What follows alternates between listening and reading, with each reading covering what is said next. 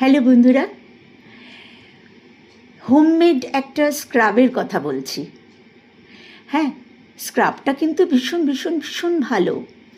সবাইয়ের বাড়িতে আছে, কাউকে কোথাও দৌড়তে হবে না, কোনো শপে যেতে হবে না, কিচ্ছু না।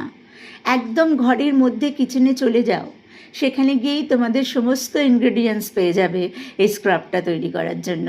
ভীষণ ভীষণ ভীষণ ইজি আর ভীষণ ভীষণ ভীষণ উপকারী। করে দেখো আর আমাকে জানিও কিন্তু।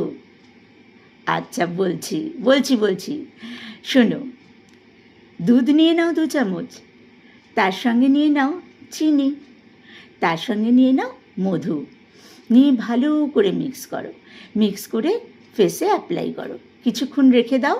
তারপর হালকা হাতে একদম হালকা হাতে ম্যাসাজ করবে। হালকা হাতে স্ক্রাব যখন করবে না, তখন ভীষণ হালকা হাতে করবে, কেমন করে। আর যখন মুছবে, তখন কিভাবে স্ক্রাব মুছবে জানো তো? তোমাদের কিন্তু আমি অনেক দিন থেকে বলছি স্ক্রাব কিভাবে মুছতে হয়, বলো তো, মনে আছে? কারণ মনে নেই? আচ্ছা, আবার বলে দিচ্ছি, স্ক্রাব কখনো তোমরা আপওয়ার্ডসে মুছবে না। স্ক্রাব অলওয়েজ কি করে মুছবে? ডাউনওয়ার্ডস। স্ক্রাব মুছতে হবে এইভাবে, হালকা হাতে এইভাবে। কেমন? Thank you.